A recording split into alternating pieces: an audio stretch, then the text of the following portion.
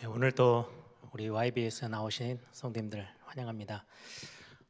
지난 12월 5일까지 해서 우리 정교인 성경 읽기, 특히 이제 신약 성경 통독을 했습니다. 잠깐 이렇게 텀을 좀 가지고 제 생각에는 한 2월쯤에 구약 성경으로 이렇게 성경 읽기를 좀 같이 하려고 하는데요. YBS는 계속해서 진행을 좀 할 겁니다. 뭐 크리스마스 이번에 또 원단 뭐 이렇게 다 금요일이 끼어서 그때는 어쩔 수 없지만은 YBS 시간을 계속해서 하고요. 내년에는 우리 이제 운영위원회 또 당회 통화해서 제가 좀 제안을 하려고 하는 게 YBS하고 금요 기도회를 좀 같이 좀 합쳐보려고 해요. 그래서 YBS하고 뒤에는 따로 또 메시지 듣고 또 이렇게 하지 않고 기도회로 쭉 연결해서 좀 가면 어떨까 이런 생각을 좀 하게 됩니다. 그래서 그 부분들은 내년에 이제 적용해야 될 부분들은 우리 운영위원회 당에 거쳐가지고 결정되어지면 또 교회 광고를 좀 드리겠습니다. 지난 12월 5일까지 해서 끝냈고요. 내년에는 구약 성경을 읽는데 한 60일씩, 그러면 한 2달 정도 되죠. 2달씩 이렇게 끊어서 구약 성경을 한 4파트로 나누어 가지고 이렇게 할 겁니다. 그래서 한 8개월 정도 걸리는 건데 8개월 계속 쭉 하면 중간에 가다 지치면 다 힘이 빠져요. 그래서 모세오경과 여호수아, 사사기, 이룻기까지 이렇게 하면 거의 한 60일이면 충분히 읽어갈 수 있어요. 그래서 그렇게 하면 한 60일 하고 또 한 달 쉬었다가 그 다음 역사서 쪽으로 가서 뭐 사무엘상하, 역대상하, 뭐 열왕기상하 이렇게 쭉 읽고 그 다음에 가면은 이제 시편하고 관련돼 있는 욥기, 시편, 잠언, 전도서 뭐 이렇게 연결할 거고요. 조금 또 쉬었다가 마지막 이제 선지서들 다니엘부터 이사야부터 시작해서 말라기까지 그렇게 하면 한 4번의 어떤 2달 또 한 달 정도 쉬었다가 또 2달 이렇게 해서 혹시 읽다가 조금 놓친 부분들이 한 달 정도 시간 속에 조금 다시 또 따라오고 이렇게 해서 내년 한 해 2022년은 구약 성경을 좀 완독하자 뭐 이런 생각을 좀 갖고 있고, YBS에서는 제가 구약 성경 지금 신약 성경 하던 대로 쭉 그런 그림들도 같이 함께 나누고요. 거기에 틈틈이 필요하면 뭐 교회사 전체적인 그림 속에서 좀 쉽게 같이 함께 나눌 수 있는 것들, 그리고는 좀 성경을 이해하고 또 신앙생활에 이해되어지는 부분들을, YBS는 설교가 아니고 성경 공부하는 시간이니까 좀 우리 성도님들에게 신앙생활과 성경을 이해하는데 좀 도움이 되어지는 부분들로 또 한 해를 좀 채워가 보려고 합니다. 여러분들 기도해 주시고 우리가 또 잠깐 우리 멈춰 있는 동안 좀 정리하고 다시금 2월달 1월부터는 YBS가 계속 되어지지만 구약 성경에 대한 개론부터 시작해서 1월달에 좀 시작해 보려고 합니다. 여러분들 같이 함께 잘 따라오시면서 응답들을 확인했으면 좋겠고, 한 달에 한 번 정도씩은 내년에는 우리 토요일 날 했던 두기고 제자 모임을 이 시간대 해서 같이 함께 현장에 대한 메시지들도 같이 좀 나누고 이렇게 좀 내년엔 좀 그림을 새롭게 그려서 진행을 해 보려고 합니다. 오늘하고 다음 주는 신약 성경 전체, 성경 안에 있는 것 말고요, 성경 밖에 성경을 이해하기 위해서 신약 성경의 배경이 되어지는 부분들을 좀 같이 나눠 보려고 합니다. 그래서 오늘은 칠판을 두지 않고 제가 인터넷에서 사진들을 좀 찾았어요. 그래서 그 사진들을 좀 같이 보면서 오늘 같이 나누려고 합니다. 성경에 보면 5제국이 성경 전체 역사에 연결이 다 되어져 있어요. 그리고는 그 5제국 앞에 애굽이란 나라, 예전에 제가 한번 다니엘서를 본문으로 해가지고 그 역사에 대한 부분을, 성경 배경에 대한 부분을 조금 훑기는 했는데요. 요셉이 있었던 그 시대 애굽이란 나라는 제국은 아니에요. 제국은 남의 땅까지 파고 들어가서 힘을 과시하고 영토를 빼앗고, 그래서 거기에 자기 영토를 확보해 가지고 큰 나라를 넘어서서 제국을 이루었던 부분들을 제국이라 하고요. 그래서 애굽은 큰 강대국이었어요. 근데 거기에서 이제 출애굽하는 사건 때문에 모세오경의 거의 대부분의 배경은 애굽이라는 배경을 가지고 있어요. 그리고는 그 다음이 아수르부터 시작합니다. 사진 한번 올려주실래요? 예, 아수르가 저 정도 굉장히 이제 무슨 말씀인지 알겠죠? 제국이라고 했을 때는 한 자기 나라 땅에서 힘을 발휘하고 이게 아니고요. 예를 들면 예전에 중국이라는 나라가 옆에 나라들을 막 장악하면서 엄청나게 크게 가면 이제 그런 걸 보고 이제 제국이라는 단어를 씁니다. 아수르가 역사상 가장 강력한 제국으로 드러났던 시기, 그때가 북이스라엘, 남유다 이렇게 나눠져 있을 때죠. 그래서 이 아수르로 인해서 북이스라엘은 멸망을 해요. 이 북이스라엘을 쳐들어와 가지고 사마리아 성을 완전히 점령하죠. 그렇게 연결되어지면서 했던 나라가 아수르. 아수르의 18만 5천 명이 하룻밤 사이에 죽고 막 히스기야랑 연결되고 막 그렇게 되죠. 그런 나라가 이제 아수르고요. 그 다음 지도 보여주세요. 이 아수르가 어디 나라에 멸망을 하게 되냐니까 바벨론이라는 나라에 멸망하게 됩니다. 바벨론 제국도 굉장히 크죠. 이렇게 그 땅들이 그대로 제국으로 넘어가는 거는요, 예를 들면 아수르 나라가 이렇게 넓은 땅을 차지했어요. 군대들이 막 다니면서 그 나라 성들을 다 무너뜨리고, 그런데 갑자기 그 왕과 핵심되어지는 데를 바벨론이라는 나라가 들어와서 딱 무너뜨려 버리면 그 전에 아수르가 차지하고 있었던 땅을 그대로 그냥 다 갖게 되는 거예요. 그래서 제국하면은 거의 비슷하게 땅들을 다 차지하고 있어 새로 막 개척해서 나가는 게 아니고, 이전에 제국이 가지고 있었던 땅을 아주 핵심되어지는 왕부터 군대를 점령해버리고 나면, 빼앗고 나면 그 나라 모든 제국이 가지고 있었던 땅들을 자기 걸로 삼는 거죠. 그래서 아수르 다음에 바벨론 제국이에요. 바벨론이라는 나라는 여러분들 잘 아시죠? 유다 예루살렘 성을 완전히 삼켰던, 정복했던 나라가 바벨론이고요. 바벨론에 이제 다니엘로부터 시작해서 다 포로로 바벨론 70년 포로 생활을 하게 됐던 그 시절의 내용이, 그래서 이사야서, 에레미야, 에스겔, 다니엘, 그 많은 선지서의, 구약의 선지서의 많은 부분이 바벨론과 연결되어 있는 시절입니다. 그 다음에 이제 이 바벨론이 누구에게 넘어가냐니까요. 성경에는 바사, 메데 바사, 우리 지금 세계사에서는 페르시아라는 제국으로 완전히 이제 이권이 넘어갑니다. 사진 한번 더 보여주세요. 예, 페르시아 제국. 그래서 그 비슷한 땅들을 다 차지했죠. 페르시아 제국하면 성경에 연결되어 있는 것은 우리가 같이 예전에 오랫동안 공부했던 느헤미야가 페르시아 왕 아닥사스다 왕 옆에서 심부름했던 신하로 있었던 사람이고요. 왕비 에스더, 거기도 페르시아 나라의 왕비로, 다니엘은 바벨론으로부터 시작해서 페르시아 초반기까지 총리로 뛰었던 굉장히 대단했던 인물이 다니엘이라는 인물이기도 하고요. 이렇게 페르시아가 완전히 온 나라 땅들을 다 지배하고 있었을 때 아주 조그만한 그 그리스 위쪽에, 지금의 그리스 위쪽에 마케도니아라는 지역의 나라의 어떤 족속들이 페르시아를 멸망시키고 온 땅을 다 차지합니다. 어떻게 차지했냐니까요. 아까 말씀드린 것처럼 하나 성을 다 점령해서 가면서 땅을 차지해 가는 게 아니고, 그 페르시아의 왕이 움직이는 가장 강력한 군대, 총군대를 이 그리스의 마케도니아 그 나라가요, 가서 그 성을 완전히, 그 군대를 몰살시켜요. 그러면서 페르시아가 가지고 있었던 땅들을 싹 다 차지하게 됩니다. 그걸 보고 그리스 제국, 사진 한번 보여주세요.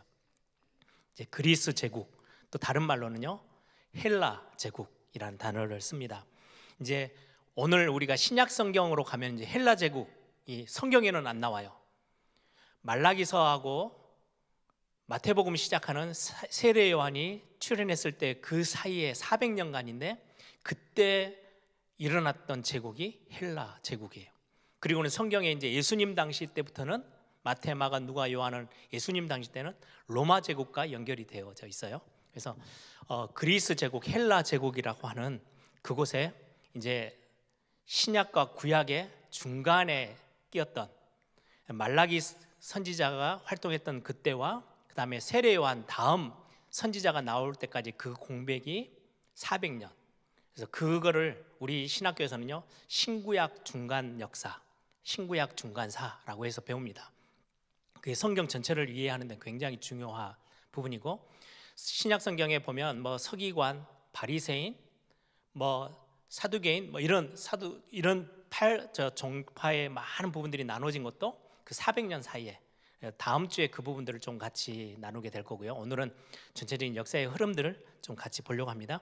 그리스 제국, 아까 사진에 나와 있던 그리스 제국에 가장 여러분들이 그 그리스 제국을 세운 사람이 여러분들 너무 잘 알아요. 알렉산더 대왕.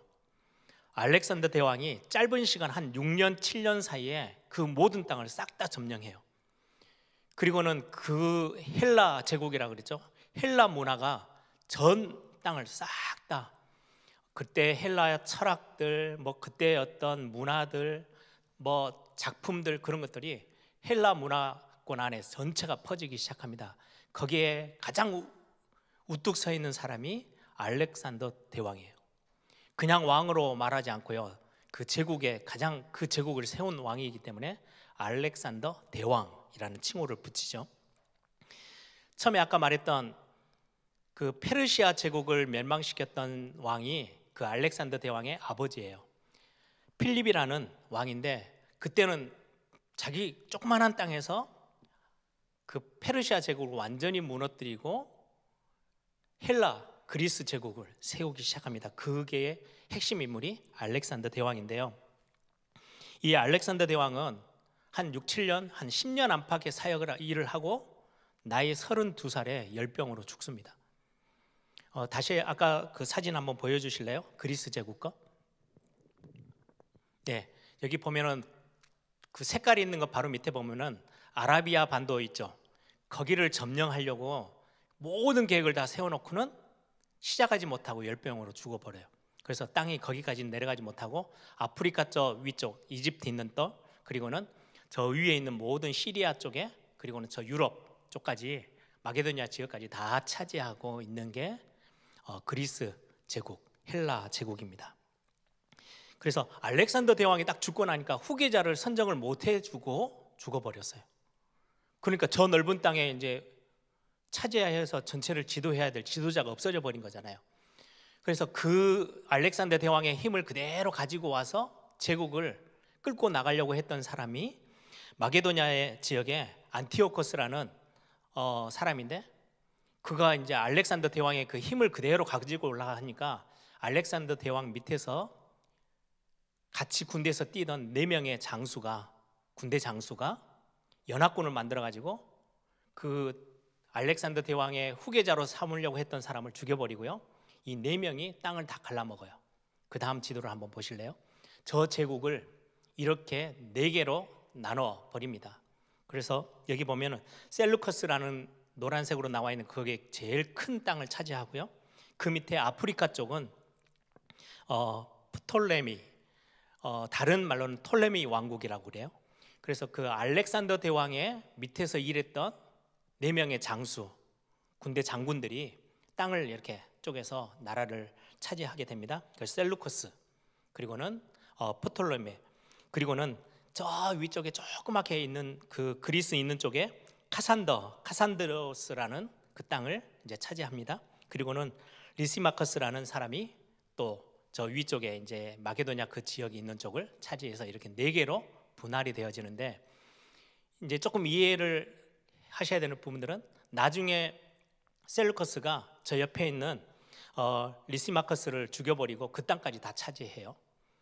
근데 지도를 보시면 밑에 이집트가, 아프리카 이집트하고 연결되어 있는 톨레미, 그리고는 셀루커스, 이 사이에 딱 끼어 있는 나라가 유대 나라예요. 지도에 보시면 딱 저기 그 강원도 정도밖에 안 되거든요, 땅은.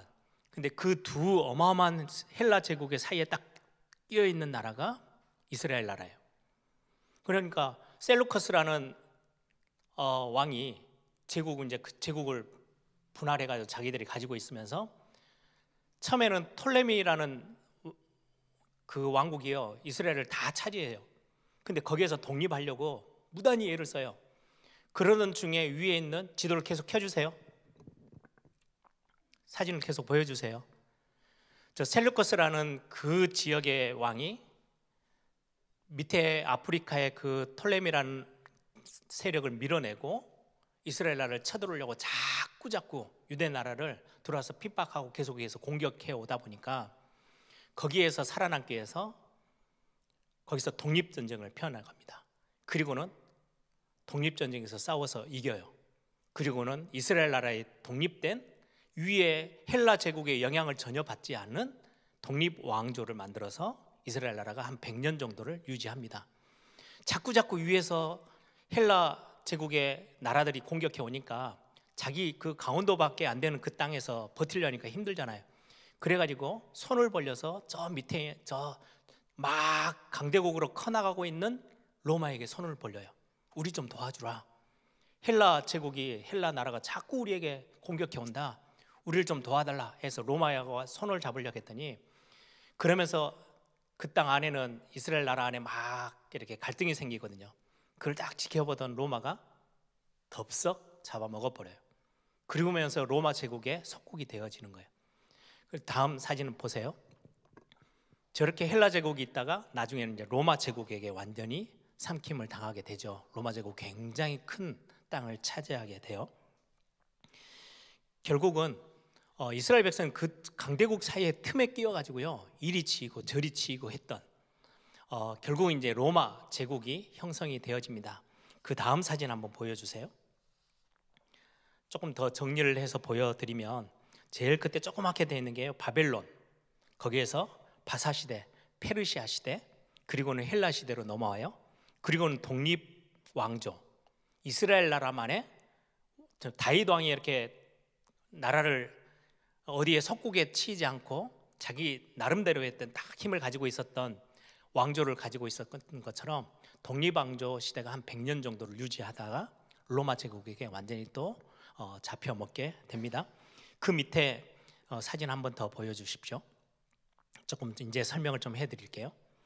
이제 예수님이 이제 탄생했을 때까지의 그 상황의 배경이에요. 그걸 보고 신구약 중간사라고 하는데, 말라기로부터 시작해서 세례 요한, 선지자죠. 선지자 말라기, 그리고 선지자 세례 요한이 이어서 말씀을 들고 하나님의 말씀을 선포하는 그 두 사람의 선지자 그 사이에 공백기가 400년이에요. 그래서 성경에는 이 400년의 역사는 기록이 없어요. 그러다 보니까 이제 우리는 이제 성경을 이해하려면 그 중간의 역사들, 배경들을 좀 이해를 하기 위해서 오늘 지도를 몇 장을 좀 보여드렸고요. 그리고 나서 아까 말했던 페르시아 제국이 등장했고, 그거를 삼켜서 또 세력을 확장했던 게 헬라 제국입니다. 아까 말했던 프톨로미 왕조와 셀루커스 왕조가 그 사이에 끼어가지고 이집트 쪽하고 나중에 시리아 쪽하고 그 사이 틈바구니에 끼어서 유다 나라가 굉장히 많이 어려움을 당하거든요. 그래서 로마에게 손을 벌려요. 그러면서 그 힘을 가지고 독립전쟁을 폈는데, 그게 여기는 마카베오라고 되어 있는데 우리가 공부할 때는 쉽게 마카비라고 단어를 씁니다. 이제 외국어 단어들이다 보니까 영어 표기니까요. 마카비라는 그 가문에서 그 마카비라는 사람을 중심으로 혁명을 일으켜요. 우리는 헬라 문화를 싫어, 헬라 나라가 우리나라를 정복하는 거 싫어. 그래서 엄청나게 싸움을 해요. 거의 23년을 싸웠어요. 그리고는 승리합니다. 승리하고는 그 마카비 왕조를 중심으로, 예를 들면 다윗 왕조 이렇게 하잖아요. 솔로몬 왕조 이렇게 하듯이 다윗 왕조의 흐름을 이어서 하스몬 왕조라고 이스라엘 나라가 왕조를 딱 세워요. 그래서 그 한 80년이 갑니다. 20몇 년을 싸우고 80몇 년 왕들이 쭉 이어져요. 성경에는 없는 왕들이에요. 합치면 100년이에요. 거의 100여 년을 이제 왕조를 이제 이루면서 땅을 굉장히 확대해요. 다윗 왕 때 시절처럼 나라를 굉장히 많이 영토들을 회복해 가요. 예전에 많이 뺏겼던 땅들을 회복해 가요. 그런데 이 하스몬 왕조가 잘 헤어면 좋겠는데 그 안에서 엄청난 갈등이 생겨요. 서로 막 정치적으로 이권 다툼을. 그러던 중에 로마가 이렇게 도와줬다가, 처음에는 좀 도와주다가 옳다 됐다 이제 안에서 내분이 일어나고 하니까 로마 제국이 힘을 키우면서 헬라 제국을 삼키면서 로마가 이스라엘을 그 유대 나라를 완전히 삼켜서 속국으로 만듭니다. 그래서 여러분들 잘 알다시피 예수님 탄생에 아구스도 황제가 나와요. 그러면 첫 번째 황제죠. 그때 이제 각 도시로 다 자기 너희들 고향으로 돌아가서 호적을 등록해라, 막 그렇게 하면서 이제 신약 성경이 시작되어지는 부분이 로마 통치에서부터 시작되어집니다. 그 다음 사진 한번 보여주세요. 이제 여기서부터는 성경에 굉장히 많은 내용들이 이제 여러분들이 읽었던 내용들을 한번 더듬으면서 예수님이 탄생하기 전 한 63년 전에 예루살렘이 로마에 정복되어집니다. 그때부터 이제 로마의 속국으로 살게 돼요. 그래서 로마가 들어와서 이제 군사로서는 정복해놓고 자기들이 계속해서 주둔하고 있을 수 없잖아요. 그래서 몇몇 군사들만 남겨놓고는 이제 자기 말 잘 듣는 왕을 세워서 이제 나라를 다스리게 하는데요. 거기에 형식상으로 왕을 세웠다가 나중에 각 지역을 쪼개가지고 분봉왕, 성경에도 분봉왕이라는 단어가 나오죠. 그 나라 그 조그만 데를 세 군데로 나눠요. 그래서 분봉왕을 세웁니다. 헤롯이 그 나라를 전체를 차지하고 4명의 왕을 세워요. 헤롯이 차지하고, 그리고는 그 옆에 안티파스, 아켈라오, 빌립이라는 아들들이 이제 나라를 분봉왕이 세워져서 진행합니다. 아버지 헤롯 대왕. 그래서 성경에 보시면 예수님 당시 때도 헤롯 왕이 나와요. 그렇죠? 2살 밑으로 다 죽여라, 동방박사들 이야기를 듣고 모든 지역에 2살 이하의 어린아이들 다 죽여라 라고 했던 왕이 저기에 제일 위에 써 있는 헤롯 대왕이에요. 그리고 그분이 죽어요. 얼마 안 돼서 예수님 탄생하고 나서 한 2, 3년 뒤에는 죽어요. 그러고 나면 또 헤롯이 나와요. 세례 요한 때도 또 나오죠. 그리고 나중에 또 초대교회가 세워졌는데도 계속 헤롯 왕이에요.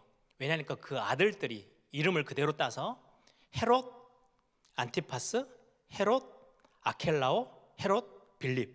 그러니까 성경에는 그냥 그 앞에 헤롯이라는 단어를 왕의 이름을 따니까 다 똑같은 왕처럼 헷갈려요.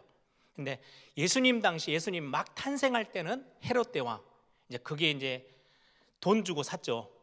이 전체 유대 땅을 나한테 주라, 로마에게 잘 보여가지고 돈 주고 사고, 이스라엘 백성들이 유다 사람들이 반대할 걸 생각해서 환심을 사기 위해서 로마에게는 돈을 주고 왕을 자기가 갖고 오고, 그리고는 그 나라에 있는 유대 사람들을, 왜냐하니까 자기는 왕족이 아니에요, 헤롯은. 그러니까 이스라엘 사람들이 반란을 피겠죠. 그거를 무마시키기 위해서 헤롯 성전을 지어요. 이스라엘 사람들은 성전을 너무 좋아하지, 무너져 있는 성전을 다시금 짓자. 그래서 그것도 천천히 몇 년 동안이야, 거의 40년 넘게. 그리고 이스라엘 백성들이 자기가 왕 되어 있을 때 반란이 안 일어나도록. 왜요? 우리가 가장 중요하게 생각하는 성전을 지어주는 왕이네. 그러니까 인정받도록. 머리를 엄청 잘 썼죠, 헤롯 대왕이. 그러면서 자기가 왕으로 이 전체 땅을 다 다스리다가 이제 죽고는 왕을 이제 로마에서요 분봉왕을 세워요. 이제 그렇게 해서 다스리게 합니다. 안티파스는 지도에 보시면 이렇게 돼 있는 저 갈릴리 위쪽, 갈릴리하고 베다니 쪽 해서 안티파스가 다스리게 되고요. 유다 나라, 예루살렘에 있는 유다 나라는 아켈라오라는 헤롯 아켈라오가 다스리게 되고요. 저 위에 우리 성경에는 직접 왕의 이름은 안 나오는데 지역 이름은 나와요. 가이사라 빌립보. 자기 빌립이라는 이름과 가이사라 황제의 이름을 같이 합쳐서 도시를 지어내요. 양쪽에 로마에게도 잘 보이고 싶고 자기 이름도 내고 싶고, 그래서 그 빌립, 헤롯 빌립, 제일 밑에 있는 헤롯 빌립이 가이사라 빌립보라는 지역을, 그 도시를 형성하거든요. 그때 예수님이 그 지역에 가셔서 너희는 나를 누구라 하느냐, 주는 그리스도시여 살아계신 하나님의 아들이십니다 라고 했던 그 본문의 도시가 가이사라 빌립보 가이사라라는 지역입니다. 그 빌립이라는 헤롯 빌립이 세운 도시이기도 해요. 이렇게 이제 분봉왕들이 나라를, 이제 헤롯 대왕 밑에 아들들이 분봉왕으로 나라를 다스리는데, 그 다음 사진 한 번만 더 보여주십시오. 네, 이제 이게 헤롯 대왕의 가계도예요. 이제 이거를 보시면 여러분들이 조금 성경을 더 많이 이해하실 수 있어요. 헤롯 대왕의 아들 안티파스 분봉왕이죠. 그리고는 아켈라오 분봉왕으로 세워져요. 아리스토블루스는 나중에 밑에 왕을 그 아들들이 하기 때문에 이름을 적어놓은 것뿐이고요. 그 다음에 분봉왕 빌립, 이 세 명이 헤롯 대왕이 죽고 나서는 나라를 세 군데로 나눠서 그 이스라엘 나라를 세 군데로 지역을 나눠서 분봉왕이 되어져요. 그런데 그 또 하나의 아들이, 이 빌립 말고 또 하나의 아들이 빌립이 있어요. 그래서 헤롯 대왕에서 나오는 거죠. 헤롯 대왕의 아들인데 위에 있는 안티파스하고 이 빌립은 엄마가 달라요. 엄마가 달라서 똑같은 왕의 아들이지만은 이제 왕이 달라요. 근데 이 밑에 있는 빌립이 결혼한 여자가 헤로디아예요. 여러분들 헤로디아 성경을 읽으면서 기억나십니까? 세례 요한 때 나왔던 왕비. 빌립의 아내가 헤로디아인데 뭐 빌립이 죽었는지 헤로디아가 저 위에 있는 안티파스하고 결혼을 해요. 그러니까 어떻게 되니까 말 그대로 하면은 처제가 되는 거예요.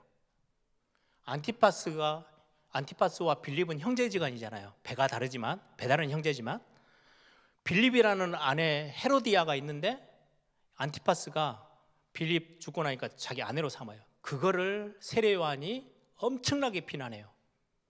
막 공격해요. 어떻게 저렇게 결혼하고 이렇게 할 수 있느냐라고 하니까 안티파스 헤롯 왕이 세례 요한을 감옥에 가둡니다. 자기 욕을 하니까. 그런데 헤로디아라는 왕비가 이제 자기 딸 밑에 나오죠. 살로메라고. 살로메 생일에 막 잔치를 벌이는데 살로메에게, 야, 너희 아빠 저 안티파스 왕 앞에서 춤을 춰라. 그 춤을 너무 아름답게 췄나 봐요. 안티파스 왕이 완전히 뿅 갔어요. 그 헤롯 왕이. 그래가지고 부릅니다. 성경에. 네 소원을 내가 나라 다 주라 그래도 다 줄 테니까 네 소원을 말해봐. 그랬더니 엄마가 시킨 거예요. 헤로디아. 자기가 지금 안티파스와 결혼한 것 때문에, 두 번째 결혼한 것 때문에 세례 요한이 계속 공격했잖아요. 그래서 세례 요한의 목을 쟁반에서 담아다가 주십시오. 그러니까 안티파스가 자기 딸이 부탁하는, 공주가 부탁하는 거라서요, 옥에 갇혀있던 세례 요한의 목을 베서 쟁반에 가져다 줍니다. 이제 그렇게 해서 스토리가 진행되는 게, 저렇게 결혼이 이상하게 되어져서 세례 요한이 공격하다가 목이 날아갔죠. 이 살로메는 나중에 저 빌립 분봉왕과 결혼을 합니다. 화살표가 연결이 돼 있죠. 그러다가 나중에는 이 왕들을 로마 제국이 싹 다 없애버리고요. 그 밑에 아그리빠라고 아리스토블루스라는, 안티파스가 어떻게 보면 나라를 전체 힘있게 다 차지했거든요. 아켈라오라는 사람은 굉장히 독한 사람이고요. 그런데 이 안티파스의 정적인 원수지간인 아그리빠라는 헤롯 왕을 왕으로 세우고 위에 있는 사람들 다 밀어버려요. 제국에서. 그리고는 아그리빠에게 힘을 왕창 몰아줘요. 유다 왕으로 세워요. 이 아그리빠 헤롯 왕은 나중에 초대교회 때 야고보를 칼로 베어서 죽이고 베드로를 옥에 가두고, 사도행전 12장에 나오는 사건이 있죠. 그래서 교회에서 막 모여서 베드로 사도 위해서 기도했더니 옥문이 열리고 베드로가 빠져나와요.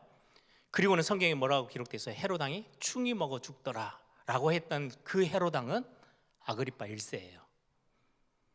그 전에 예수님 당시 때 헤롯 왕은 거의 대부분 안티파스 아니면 아켈라오, 이 왕들과의 사이에서 예수님을 엄청나게 괴롭혔던 그런 때고요. 아그리빠 1세는 거의 이제 초대교회까지 넘어와요.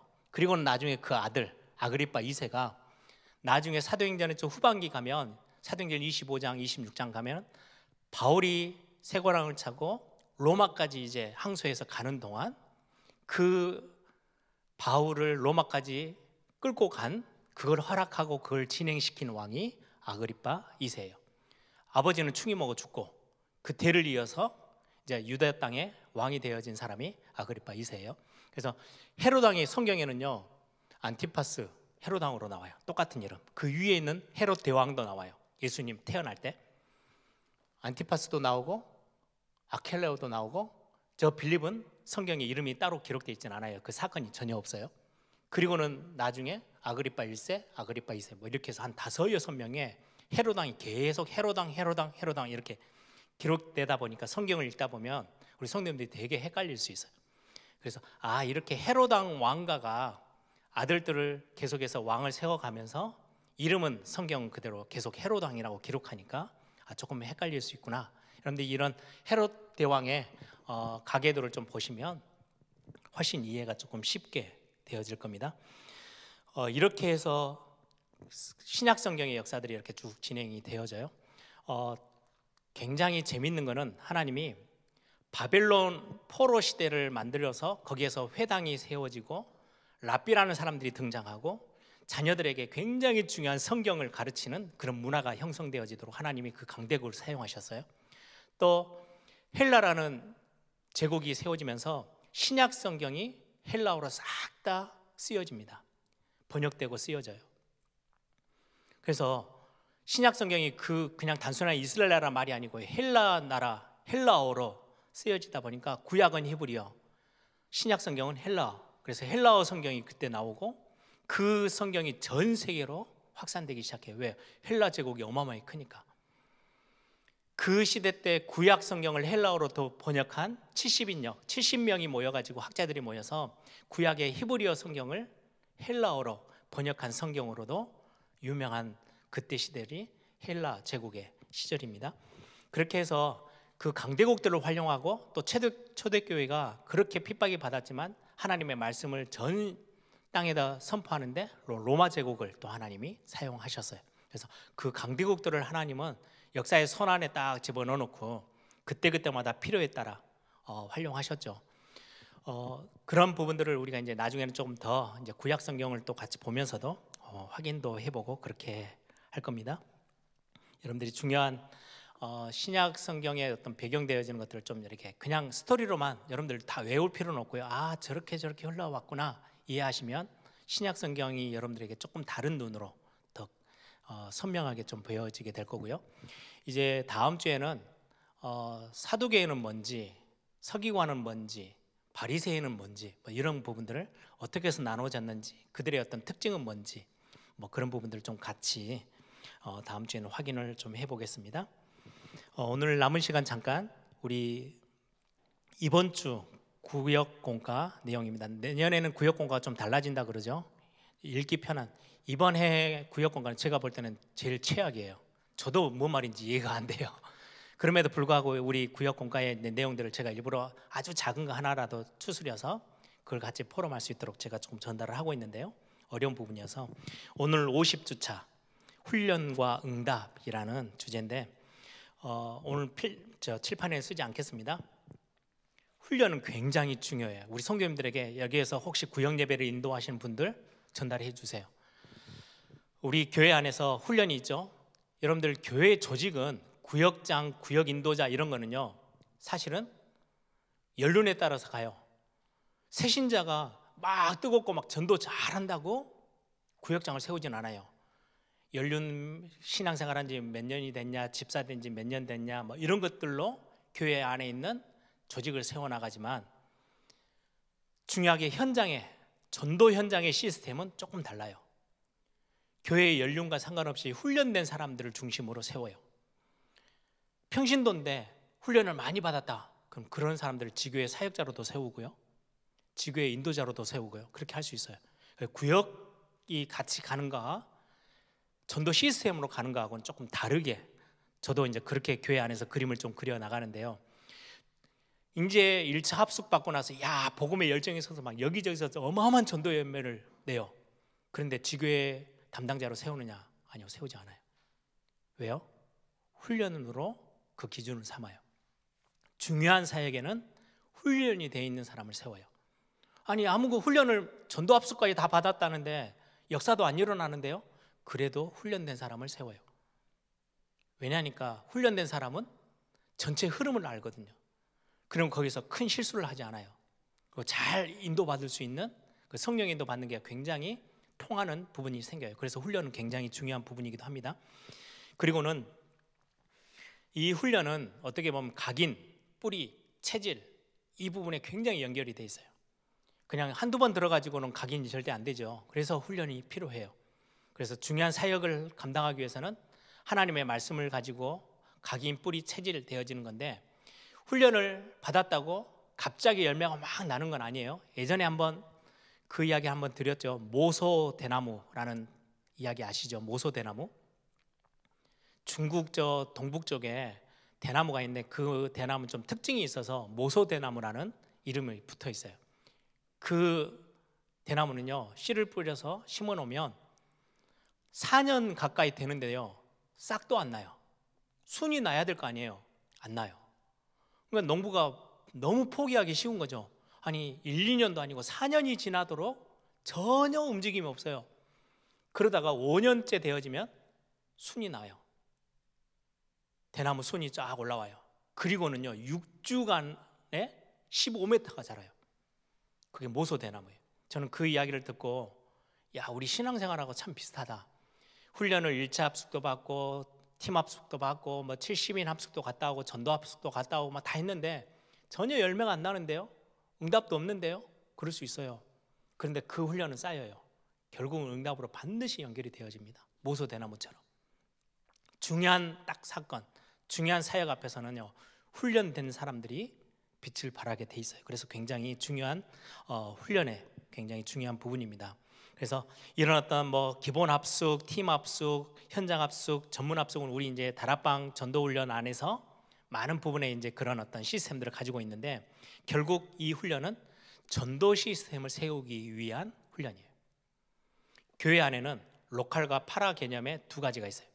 로컬은 이제까지 전통적으로 쭉 끌고 왔던 권역이 형성되고 그 안에는 구역이 있고 구역장이 있고 교구장이 있고 이렇게 쫙 그 든든한 시스템이죠.